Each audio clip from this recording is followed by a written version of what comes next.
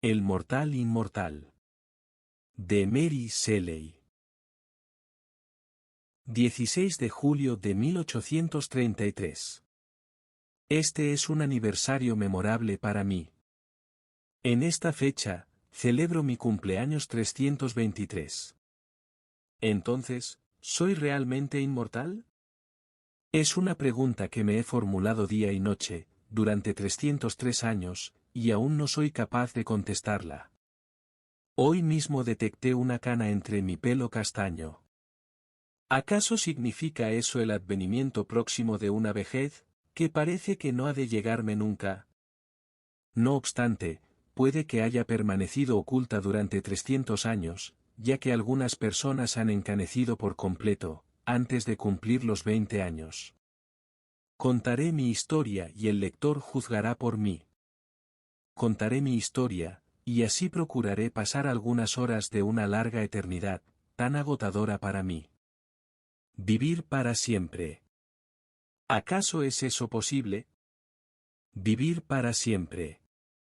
He oído hablar de encantamientos, en los que las víctimas fueron arrojadas a un profundo sueño, para despertar después de 100 años, tan jóvenes como siempre.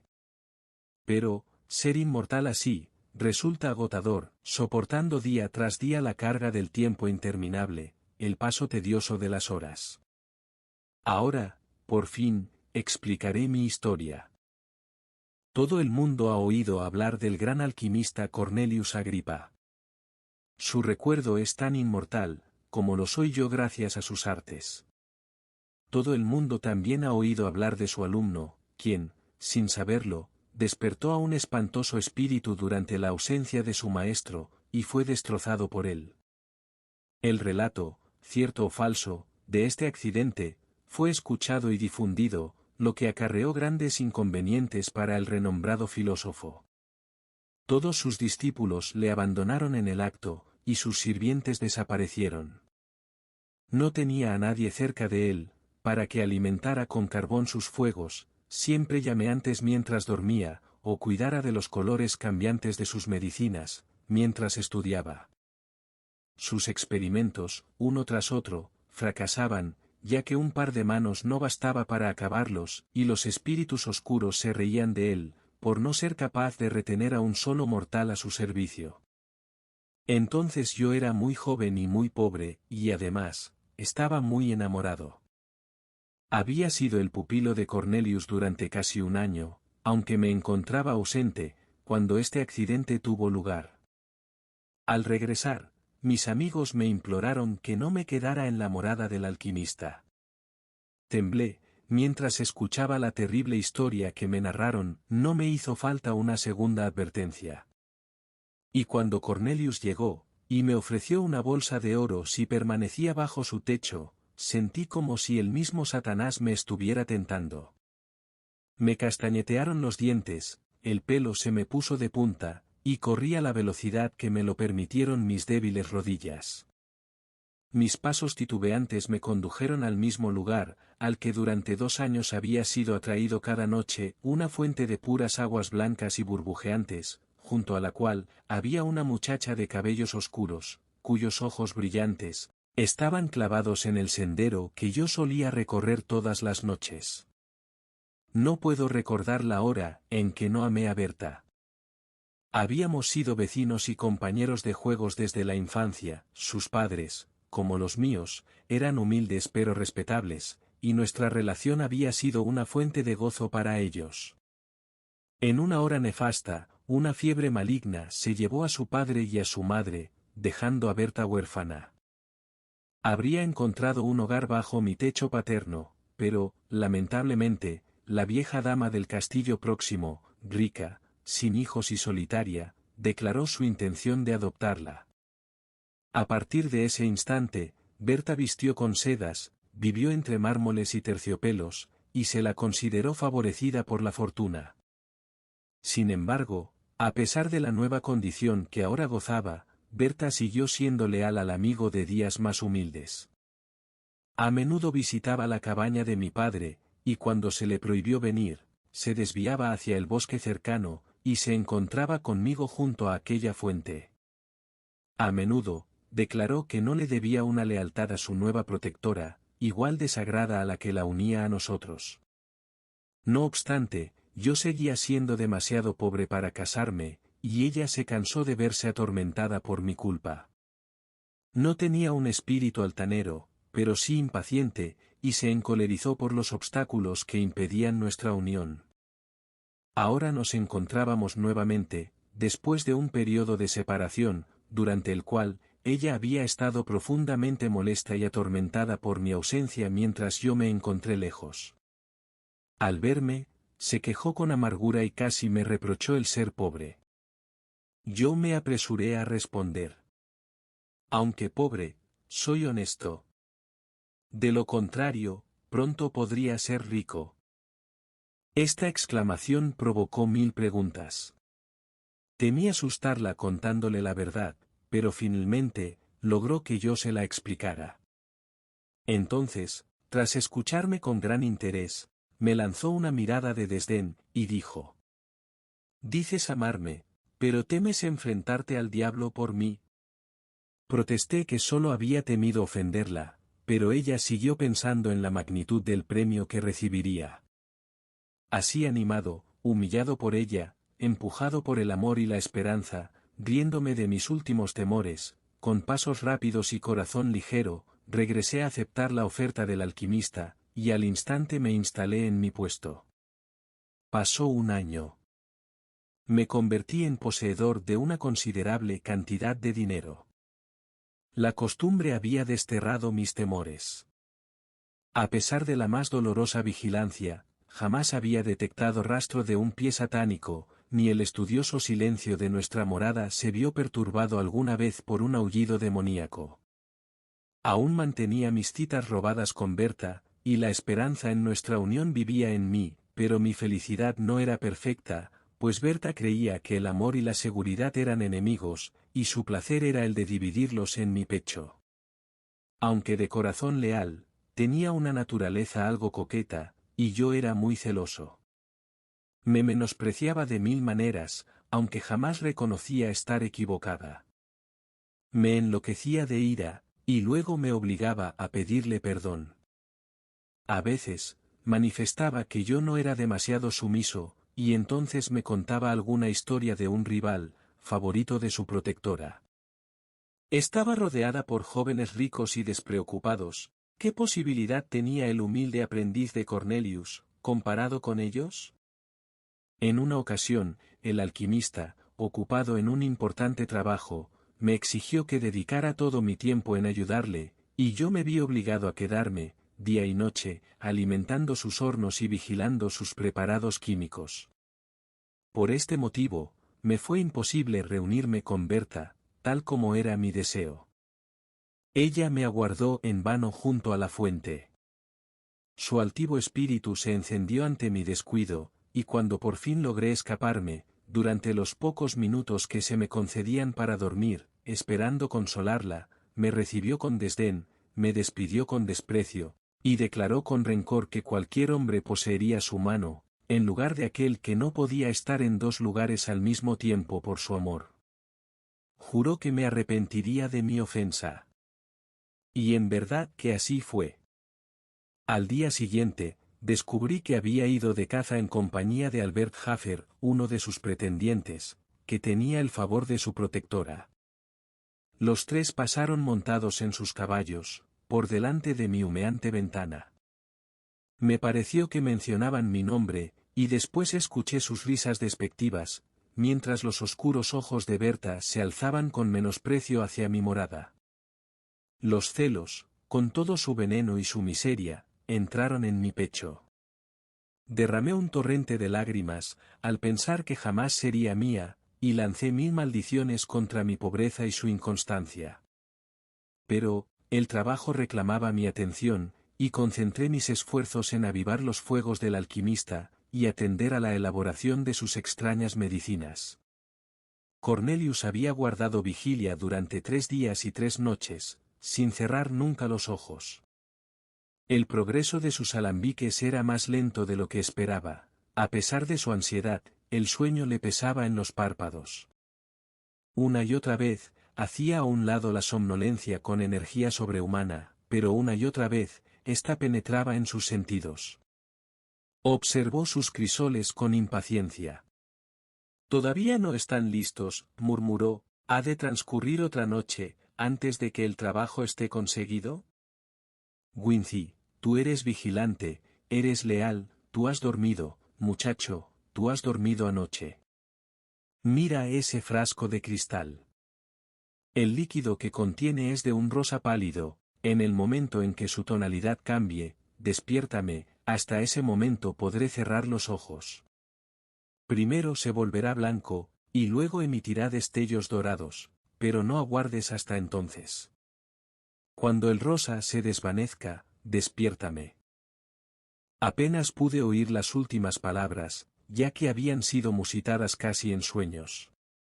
Sin embargo, el maestro aún hizo un último esfuerzo por permanecer despierto, para prevenirme.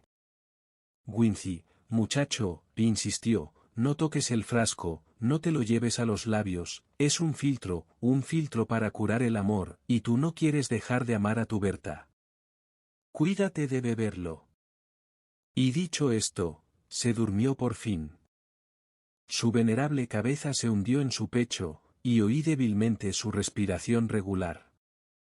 Durante unos minutos, observé el frasco, la tonalidad rosada del líquido permaneció inalterada. Luego, mis pensamientos vagaron, recordé mis visitas a la fuente y 1000 escenas encantadoras que jamás viviría de nuevo. Jamás. Víboras y culebras se cobijaban en mi corazón, mientras la palabra, jamás, se formaba a medias en mis labios. Mujer falsa y cruel. Nunca más me sonreiría, como le había visto sonreír a Albert Hafer aquella tarde. Mujer despreciable y detestable. No me quedaría sin ser vengado, vería morir a Albert a sus pies, ella moriría también bajo mi venganza. Había sonreído con desdén y triunfo, conocedora de mi desgracia y de su poder sobre mí. Sin embargo, ¿qué poder poseía? El de estimular mi odio, mi absoluto desprecio, todo menos mi indiferencia. Si tan solo pudiera conseguir eso, mirarla con ojos indiferentes, transfiriendo mi amor rechazado a una mujer más hermosa y más leal, eso sí que sería una victoria. Un relámpago brillante surgió ante mis ojos. Había olvidado la medicina en el fuego, y ahora la miré maravillado, relámpagos de admirable belleza, más brillantes que los destellos que emite un diamante cuando se posan los rayos del sol en él, salían de la superficie del líquido, un olor de lo más fragante y grato invadió mi olfato, el frasco parecía un globo de brillo vivo, adorable al ojo y de lo más invitador al paladar.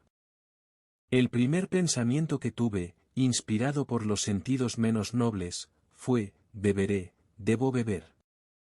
Alcé el frasco hasta mis labios, diciendo: me curará del amor, de la tortura. Ya había vaciado la mitad del licor, más delicioso que jamás hubiera probado un paladar humano, cuando Cornelius se agitó. Me sobresalté, y dejé caer el frasco de cristal. El líquido llameó y danzó sobre el suelo, mientras yo sentía la mano de Cornelius en mi cuello al tiempo que gritaba: «Desgraciado. Has destruido el trabajo de mi vida». El alquimista ignoraba que yo hubiera probado su droga. Creía, con mi asentimiento tácito, que había levantado el frasco por curiosidad, y asustado por su brillo y los destellos de intensa luz que emitía, lo había dejado caer. Nunca le saqué de su engaño. El fuego de la medicina estaba apagado, la fragancia desapareció, y él se calmó, como todo filósofo bajo la prueba más dura, y me mandó a descansar. No intentaré describir el sueño de gloria y felicidad que bañó mi alma en el paraíso, durante las restantes horas de aquella noche memorable. Las palabras serían opacas y huecas, para explicar mi gozo o la alegría que dominaba mi pecho cuando desperté.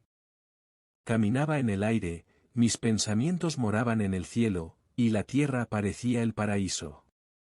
Esto es estar curado del amor, pensé. Veré a Berta hoy, y encontrará a su amor frío y distante, demasiado feliz para ser desdeñoso, pero terriblemente indiferente hacia ella. Las horas transcurrieron rápidamente. El alquimista, seguro de que había tenido éxito en una ocasión, y creyendo que podría tenerlo de nuevo, comenzó a mezclar la misma medicina una vez más. Se encerró con sus libros y drogas, olvidándose de mí, y yo quedé libre de obligaciones. Me vestí con esmero, y me miré en un viejo pero bruñido escudo que me sirvió de espejo. Me pareció que mi apariencia había mejorado de manera maravillosa. Me apresuré a salir de los límites de la ciudad, con el alma bañada por el júbilo, y rodeado por la belleza del cielo y de la tierra. Encaminé mis pasos hacia el castillo, y vislumbré sus altas torretas con corazón ligero, pues estaba curado del amor. Berta me vio llegar desde lejos, mientras subía por la avenida. No supe qué impulso súbito animó su pecho, pero al verme, bajó con la agilidad de un fauno por las escaleras de mármol, y corrió hacia mí. Sin embargo, otra persona había observado mi llegada. La vieja dama de noble cuna, esa que se llamaba su protectora, y que era en realidad su tirana, también me había visto. Cojeó, jadeante, terraza arriba, mientras un paje, tan feo como ella, la ayudaba y la abanicaba mientras avanzaba, y detuvo a mi amada con las siguientes palabras. ¿A dónde vas, mi intrépida niña, con tantas prisas? De regreso a tu jaula. ¿Los halcones andan sueltos? Berta juntó las manos y se detuvo, con los ojos aún clavados en mi silueta, cada vez más próxima. Cuánto odié en aquel momento aquella vieja dama, que frenaba los impulsos del suavizado corazón de mi Berta. Hasta ahora, el respeto por su posición social, me había hecho evitar el castillo de la anciana dama, pero en esta ocasión desdeñé tales consideraciones triviales. Estaba curado del amor, y elevado por encima de todos los temores humanos. Aceleré el paso, y pronto llegué a la terraza. Qué hermosa se veía Berta. Sus ojos lanzaban llamas, las mejillas le ardían con impaciencia y furia, estaba 1000 veces más encantadora que nunca. Yo ya no la amaba. La adoraba, la idolatraba. Aquella mañana, Berta había sido hostigada por su protectora para que consintiera en un matrimonio inmediato con mi rival, y amenazada con ser expulsada de la mansión, con desgracia y humillación, si se negaba. Ante esa amenaza, su orgulloso espíritu se sublevó, pero, cuando recordó el desdén con que me había tratado, y como, quizá, de esa manera, había perdido a la única persona que ahora consideraba su único amigo, lloró con remordimiento y con furia. En ese momento aparecí yo. Wincy, exclamó. Llévame a la cabaña de tu madre, rápido, deja que abandone los lujos odiados y la perfidia de esta noble morada. Llévame a la pobreza y la felicidad. La abracé con arrebato. La vieja dama estaba muda de ira, y comenzó a soltar imprecaciones, cuando nos encontramos ya de camino hacia mi casa natal. Mi madre recibió a la hermosa fugitiva, que había escapado de una jaula de oro en busca de la naturaleza y la libertad, con ternura y júbilo. Mi padre, que la quería, le dio una calurosa bienvenida. Fue un día de gozo, que no necesitó de ninguna poción del alquimista para sumirme en el deleite. Poco después de aquel memorable día, me convertí en el marido de Berta. Dejé de ser el alumno de Cornelius, pero seguí siendo su amigo. Siempre sentí gratitud hacia él, por haberme conseguido, aunque involuntariamente, esa espléndida pócima de un elixir divino, que, en vez de curarme del amor, me había inspirado valor y decisión, haciéndome ganar un inestimable tesoro en la persona de mi Berta. A menudo, recordaba maravillado ese periodo embriagador casi de trance. La bebida de Cornelius no había cumplido la misión para la que él afirmaba que había sido preparada, pero sus efectos eran más potentes y felices de lo que pueden expresar las palabras. Poco a poco, habían pasado, aunque aún permanecían, y coloreaban la vida con tonalidades de esplendor. A menudo, Berta se preguntaba por mi ligereza de corazón y mi inusual júbilo, ya que antes yo había sido más bien de disposición seria, incluso triste. Me amaba más por mi temperamento vivaz, y nuestros días estuvieron en alas de la alegría. 5 años después, fui llamado repentinamente al lecho del moribundo Cornelius. Me había mandado buscar, solicitando mi presencia inmediata. Le encontré tumbado en su camastro, debilitado hasta la muerte. La vida que aún le quedaba, animaba sus penetrantes ojos, que estaban clavados en un frasco de cristal, lleno con un líquido rosado. Mira, dijo, con voz rota y remota, la vanidad de los deseos humanos. Por segunda vez, mis esperanzas estaban a punto de verse coronadas, y por segunda vez, fueron destruidas. Mira ese licor. ¿Recuerdas que hace 5 años también lo preparé con el mismo éxito? Entonces, como ahora, mis sedientos labios esperaban probar el elixir de la inmortalidad y tú me lo quitaste. Y ahora ya es demasiado tarde. Habló con dificultad, y volvió a caer sobre la almohada. No pude evitar preguntar. ¿Cómo, reverendo maestro, puede una cura para el amor restaurar la vida? Una débil sonrisa le iluminó la cara, mientras yo escuchaba con atención su respuesta, apenas inteligible. Una cura para el amor y para todas las cosas, el elixir de la inmortalidad. Si ahora pudiera beberlo, viviría para siempre. Mientras hablaba, el líquido lanzó un destello dorado, una fragancia que recordaba perfectamente, inundó la atmósfera. Cornelius se incorporó, débil como estaba, la fuerza pareció invadir milagrosamente su cuerpo, y alargó la mano. De pronto, una explosión sonora me sobresaltó. Una lengua de fuego salió disparada del elixir, y el frasco de cristal que lo contenía, quedó reducido a añicos. Volví los ojos hacia el filósofo, había vuelto a echarse, tenía los ojos vidriosos, las facciones rígidas, estaba muerto. Pero yo vivía, y viviría para siempre. Eso dijo el desafortunado alquimista, y durante unos días, creí sus palabras. Recordé la gloriosa ebriedad que había seguido a la pócima que tomé. Reflexioné en el cambio que había sentido en mi cuerpo, y también en mi alma.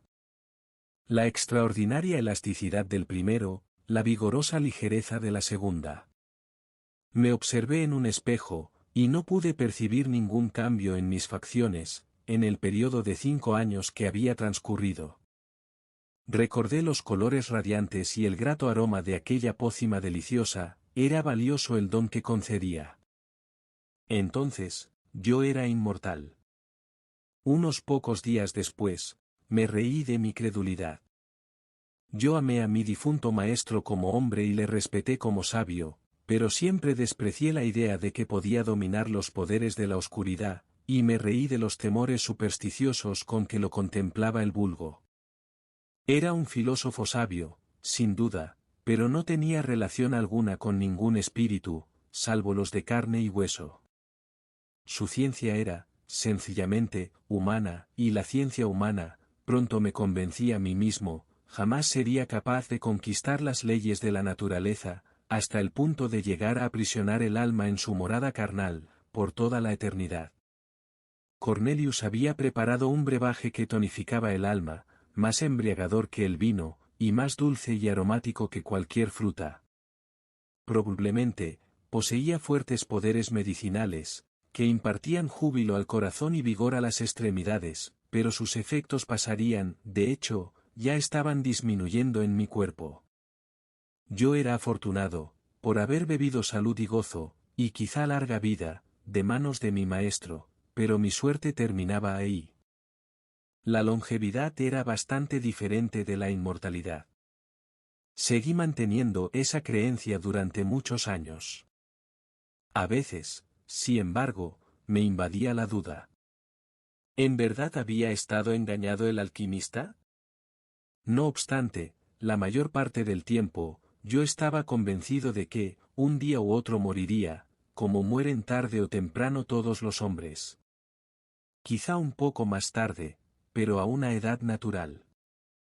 Pero de lo que no cabía duda, era de que seguía manteniendo un aspecto maravillosamente juvenil.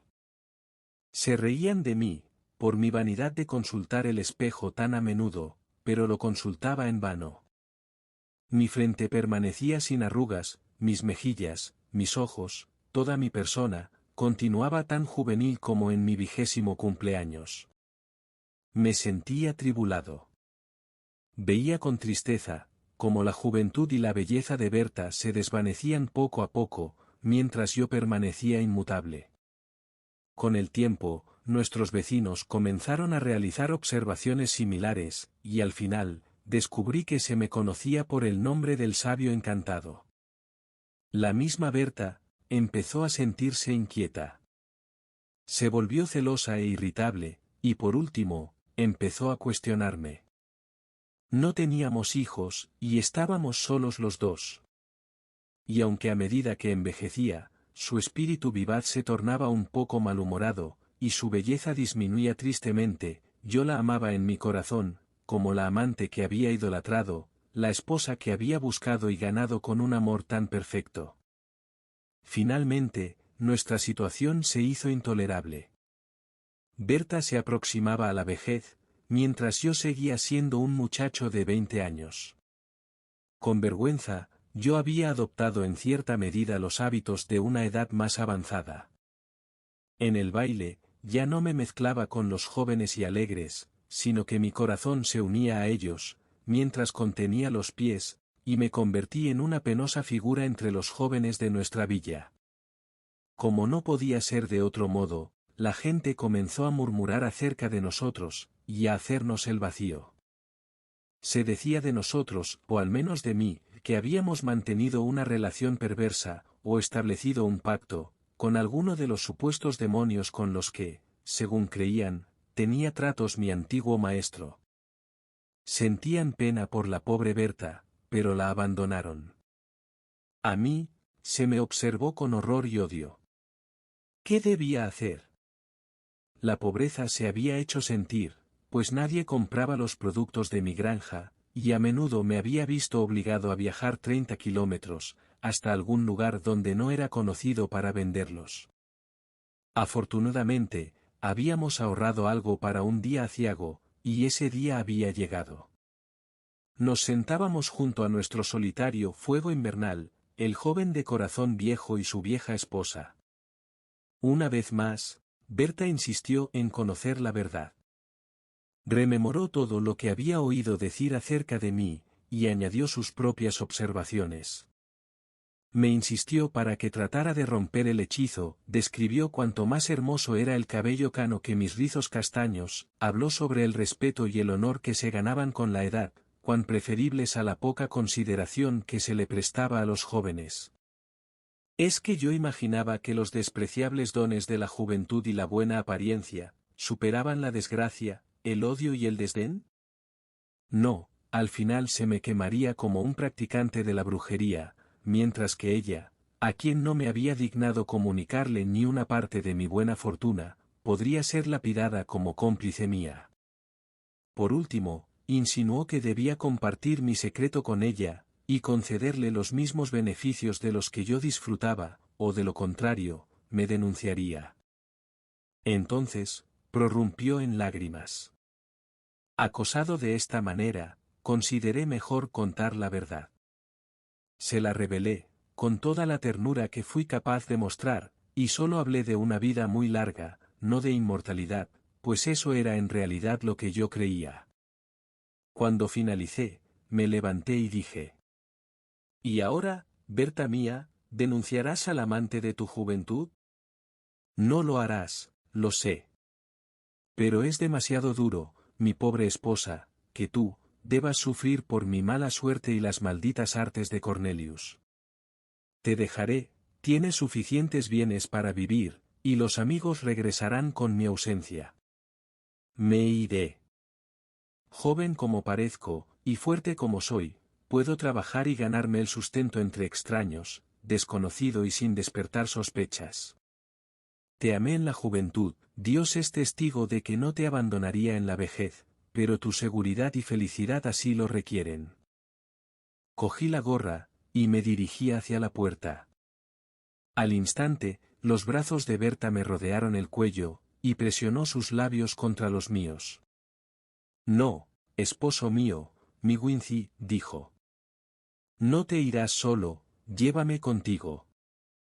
Nos iremos de este lugar, y como tú afirmas, entre extraños, pasaremos desapercibidos, y estaremos seguros.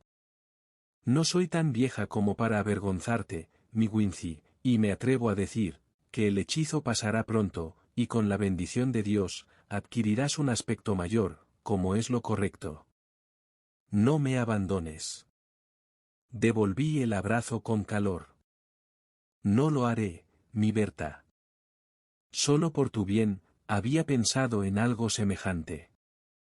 Seré tu esposo leal y fiel, mientras estés conmigo, y cumpliré con mi deber hacia ti, hasta el último momento.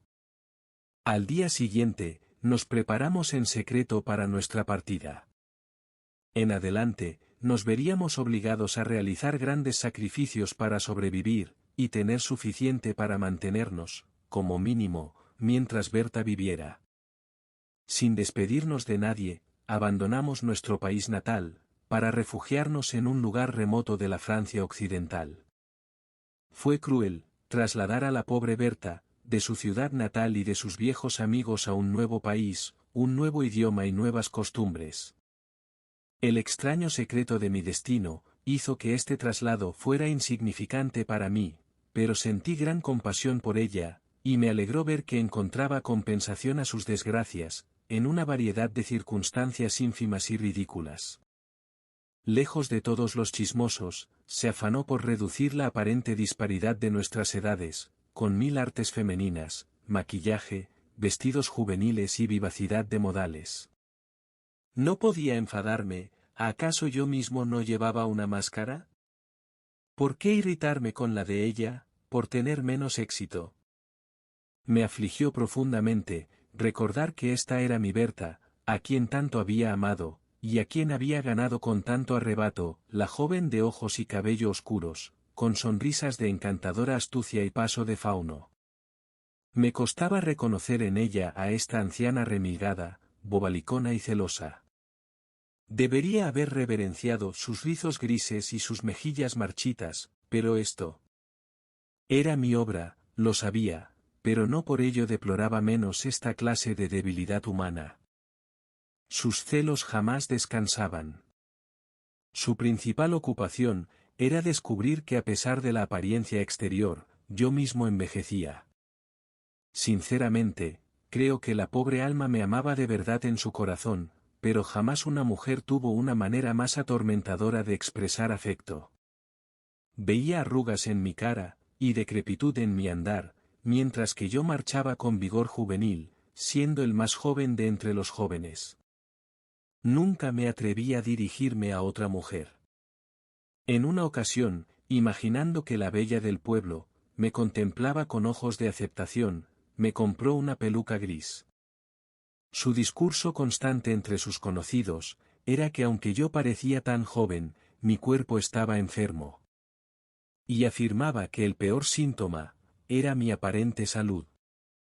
Mi juventud, según decía, era una enfermedad, y debía estar preparado constantemente, si no para una muerte súbita y terrible, al menos si para despertar una mañana, con el pelo cano, y encorvado con todas las marcas de los años avanzados.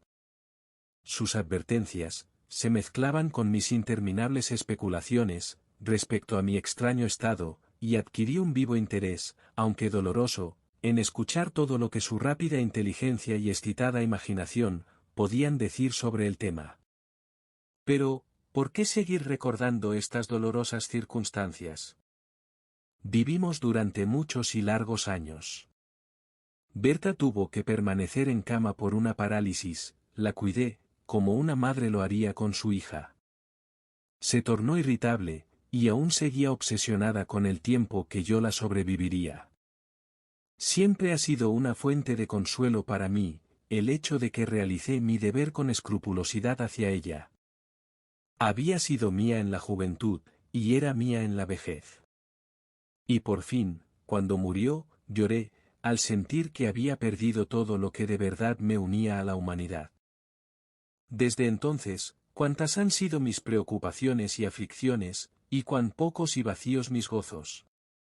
Me detengo aquí, en mi historia, no continuaré más.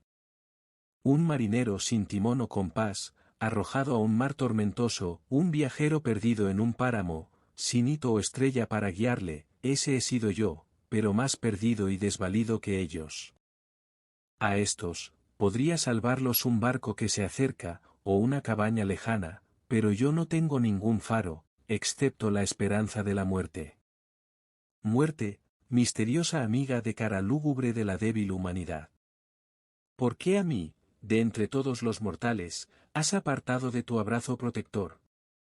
Por la paz de la tumba, deja de trabajar en mi cerebro, y que mi corazón no lata más, con emociones afectadas solo, por diversas formas de tristeza. ¿Soy inmortal?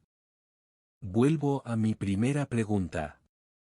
En primer lugar, ¿no es más probable que la pócima del alquimista tuviera más bien longevidad que vida eterna?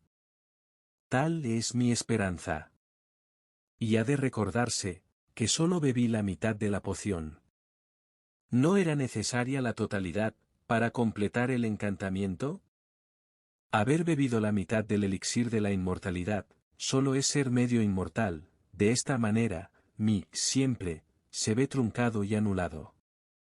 Pero, una vez más, ¿quién es capaz de numerar los años de media eternidad? A menudo, trato de imaginar por qué regla puede dividirse el infinito. A veces, tengo la fantasía de que los años caen sobre mí.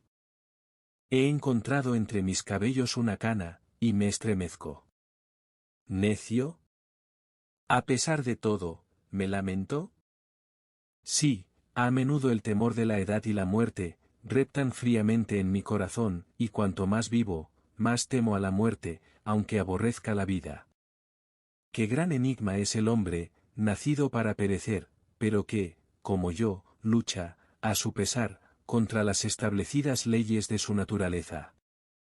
Sin embargo, confío que la medicina del alquimista no será resistente al fuego, a la espada, o a las asfixiantes aguas. He mirado las azules profundidades de muchos lagos plácidos, y el tumultuoso torrente de muchos ríos poderosos, y he dicho, la paz mora en esas aguas. No obstante, me he alejado de allí, para vivir un día más. Me he preguntado, si el suicidio sería un crimen para alguien al que solo de esa manera, se le abrirían los portales del otro mundo. He hecho todo, salvo presentarme como soldado o duelista, un objeto de destrucción para quienes ni siquiera puedo considerar mis compañeros mortales, razón por la que lo he evitado. Porque ningún ser humano puede ser mi compañero. El inextinguible poder de la vida en mi cuerpo, y su efímera existencia, nos separa como los polos. No podría alzar una mano, contra el más débil de los más poderosos de entre ellos. De este modo, he vivido durante muchos años, solo y cansado de mí mismo, deseoso de la muerte, pero sin morir jamás. Un mortal inmortal. Ni la ambición ni la avaricia, pueden invadir mi mente, y el amor ardiente que roe mi corazón, jamás será devuelto, jamás encontrará un igual en quien abrasarse, y vive solo para atormentarme. Hoy, he ideado un plan con el que tal vez acabe con todo, sin recurrir a la autodestrucción, y sin obligar a otro hombre a convertirse en un asesino. Se trata de una expedición, a la que ningún cuerpo mortal podrá sobrevivir, incluso imbuido con la juventud y fuerza que habitan en mí. Así atacaré mi inmortalidad, y descansaré para siempre, o retornaré para ser la maravilla y benefactor de la especie humana. Antes de partir, una miserable vanidad, me ha hecho escribir estas páginas. No moriré sin dejar un nombre atrás. 3 siglos han pasado, desde que bebiera la fatal poción. No transcurrirá otro año, antes de que, encontrando gigantescos peligros, luchando con los poderes de la helada en su propio terreno, asolado por el hambre y la tempestad, entregue este cuerpo, una jaula demasiado tenaz para un alma que anhela la libertad, a los elementos destructivos del aire y el agua. O si sobrevivo, mi nombre será grabado como uno de los más famosos entre los hijos de los hombres. Y una vez conseguido mi objetivo, adoptaré unos medios más decisivos, y esparciendo y aniquilando los átomos que componen mi cuerpo, liberaré la vida aprisionada en su interior, para partir de esta sombría tierra, hacia una esfera más afín con su esencia inmortal. Fin.